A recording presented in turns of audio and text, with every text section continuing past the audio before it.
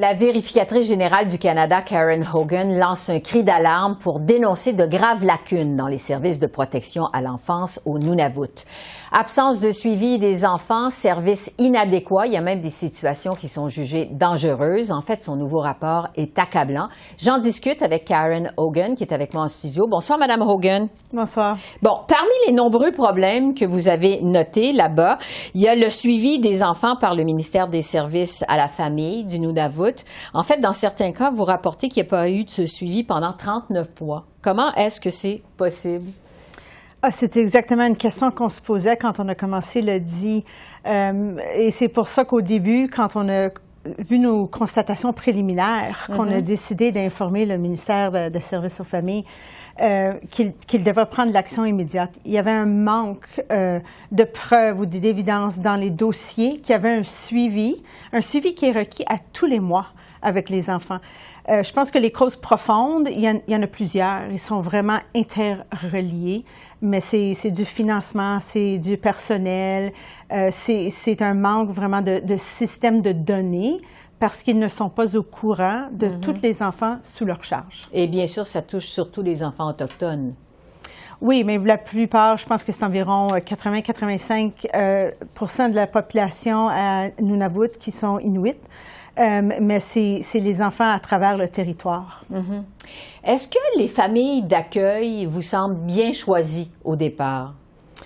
Alors, on a regardé plusieurs aspects, puis on a vraiment trouvé des échecs dans tous les domaines qu'on a regardés, mais un des domaines était les foyers d'accueil.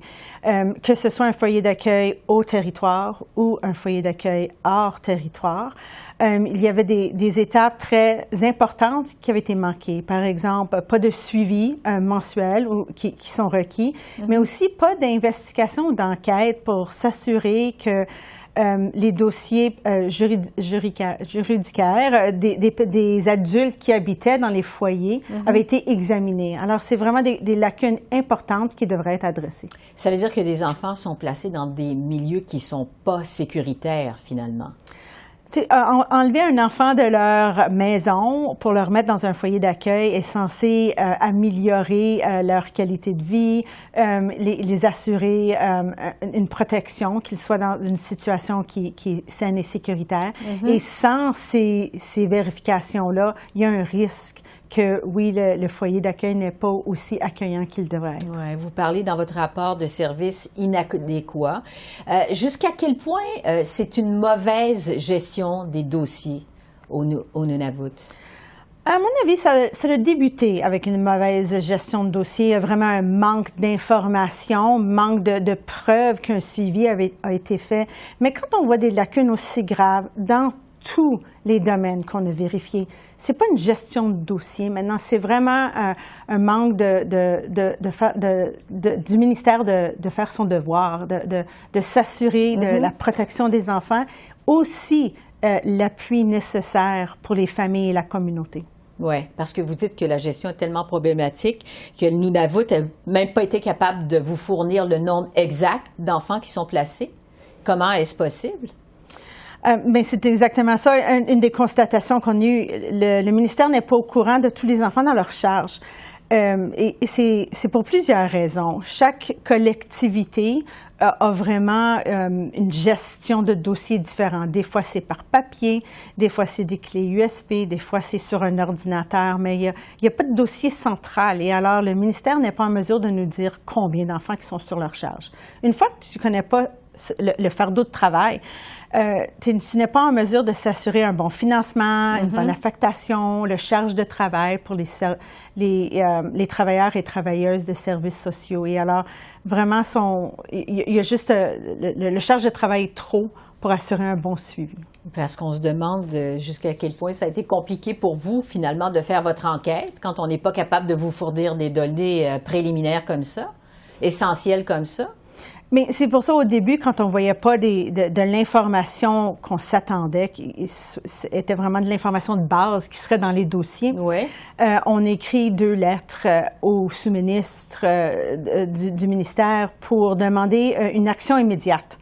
Ils ont fait un suivi quelques mois plus tard et on n'était pas satisfait avec leur réponse. Et c'est pour cela qu'on a décidé qu'une approche différente était vraiment nécessaire, de ne pas émettre de recommandations, mais de vraiment avoir un appel au gouvernement pour une différente approche, une approche collaborative avec les ministères, les organisations inuites, ainsi que les communautés, pour vraiment avoir de l'action concrète immédiate pour changer la situation pour certains enfants. Bon, il faut dire que c'est pas la première fois qu'on rapporte des problèmes systémiques au ministère des Services à la famille de Nunavut. Votre bureau a déposé déjà 2 rapports d'audit dans le passé, un en 2011, un autre en 2014. Qu'est-ce que ça va prendre, selon vous, pour faire changer les choses? En effet, c'est la 3e fois qu'on regarde les mêmes dossiers. On a émis des recommandations en 2011 et des recommandations en 2014, un engagement par le ministère, mais on n'a vraiment pas vu d'amélioration. En effet, la situation est plus grave. À mon avis, c'est une approche très différente. Comme j'ai mentionné, une approche collaborative qui est de besoin, pas juste un autre plan d'action. Si je pourrais faire une comparaison à l'approche que le territoire a faite pour les vaccinations pour COVID-19, on a vraiment vu une collaboration entre le gouvernement, les communautés et les organisations inuites pour protéger tous les individus de Nunavut qui voulaient être vaccinés. Ouais. C'est cette approche-là, cette collaboration-là, pour adresser une crise aussi importante que COVID-19, mais une crise que ça fait plusieurs années qui existe. Oui, parce que quand même, je reviens sur les rapports qui ont été faits en 2011 et en 2014. Qu'est-ce qui fait que les choses n'ont pas bougé au moment de ces constatations-là, parce que c'était quand même déjà accablant? Qu'est-ce qui fait que ça n'a pas bougé, ça n'a pas avancé? J'aimerais être en mesure de répondre à cette question-là et je ne sais pas pourquoi. Je pense que plusieurs des causes profondes sont tellement interreliées que du progrès sur un dossier n'est pas assez. Et c'est pour cela que je recommande une approche vraiment plus collaborative. C'est pas d'autres recommandations adressées à un ministère qui va changer la situation. Une amélioration va venir quand le gouvernement s'assoit ensemble, les ministères s'assoient ensemble, qu'ils collaborent avec les communautés et les organisations inuites pour trouver une approche différente. Il y a des enfants qui attendent, comme vous avez mentionné, des mois et des années pour l'appui qu'ils ont besoin, des familles qui ont besoin de cet appui, et c'est le temps que la situation s'améliore. Vous êtes vous-même mère de famille, Mme Hogan. Est-ce qu'il y a des situations d'enfants qui vous ont particulièrement bouleversée? Je sais que plusieurs de nos auditeurs ont eu beaucoup de difficultés quand ils ont lu les dossiers. Et pour moi, comme maman de 2, au début, j'étais très triste de lire des situations. Puis après, j'étais fâchée. Comment qu'après, depuis 2011, qu'il n'y a pas eu d'action quand il y avait une reddition de comptes qui était nécessaire, un engagement pour faire de mieux et que cela ne s'est pas produit. Et alors, c'est pour ça que c'est vraiment, je pense que tout le territoire qui doit reconnaître qu'une façon différente est de besoin, parce que le ministère qui est responsable pour protéger les enfants et appuyer les familles a manqué son devoir. Oui, on va souhaiter que cette fois-ci, c'est la bonne. Merci beaucoup, Mme Hogan. Merci. Merci.